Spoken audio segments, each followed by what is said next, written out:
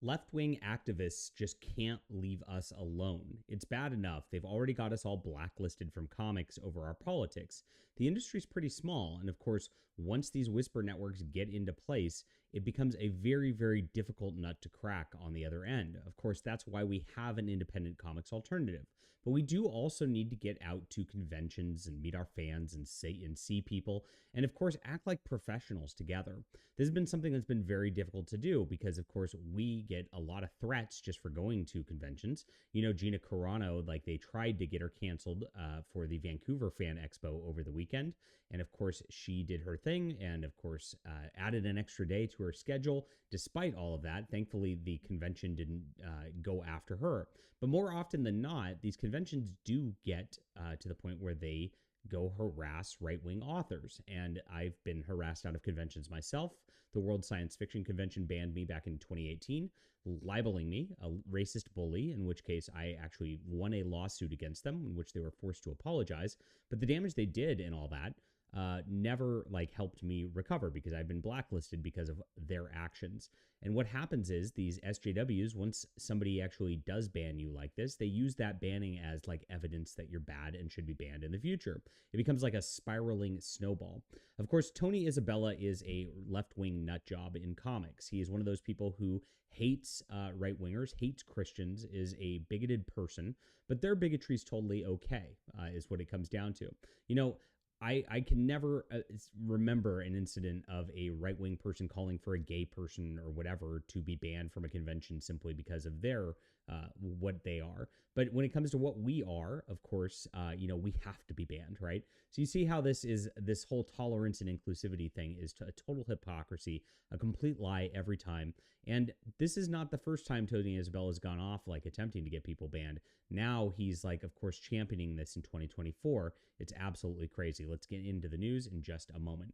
My name is John Delarose. If you're new to the channel, I'm a #1 best-selling author, an award-winning comic creator myself, banned from multiple conventions. I'm so scary, gosh. And it's just because I just tell the truth on YouTube. People don't like it.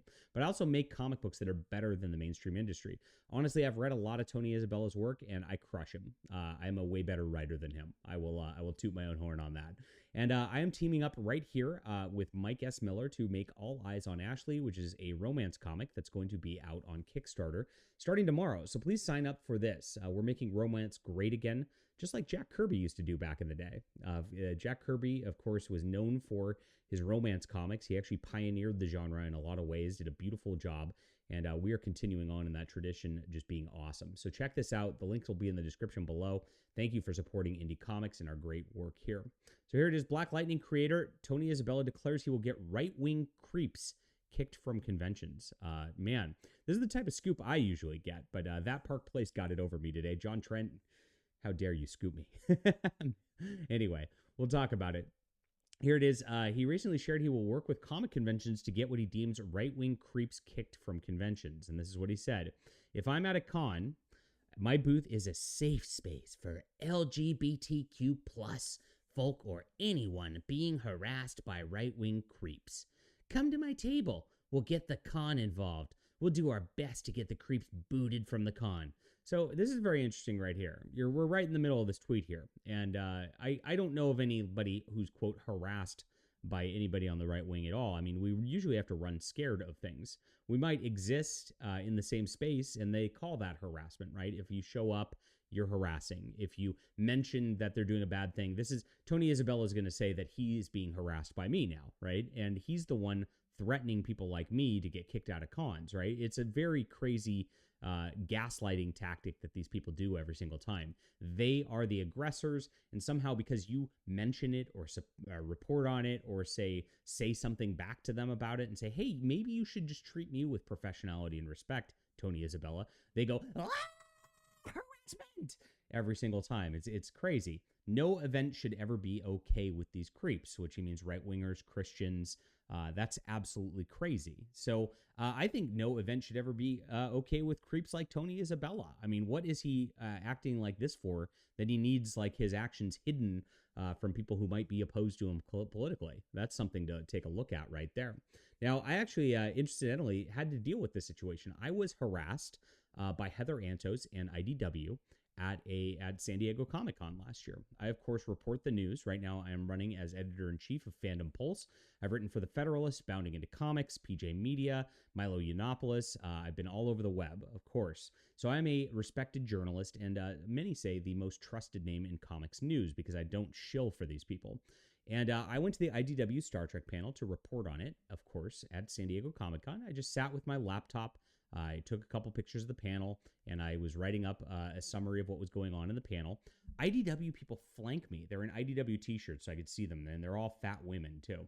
And they flank me on either side, two on each side, like they're I don't know what's happening at that point. Like they're trying to capture me inside so I can't get anywhere or move.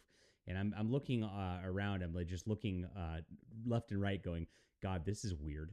And then I look, and the panel ends. Heather rushes outside like she's a celebrity, and whatever, and runs. And I just finally the people let me out of the door, and there's armed security there watching me leave, like full on guns drawn. Like they're ready to shoot me or something like that, just for reporting the news. And that's all we've done. We've just reported the news here. It's absolutely crazy. So I was harassed. That's harassment. Like, I was harassed by IDW Publishing because they're obviously the people who called armed security on me.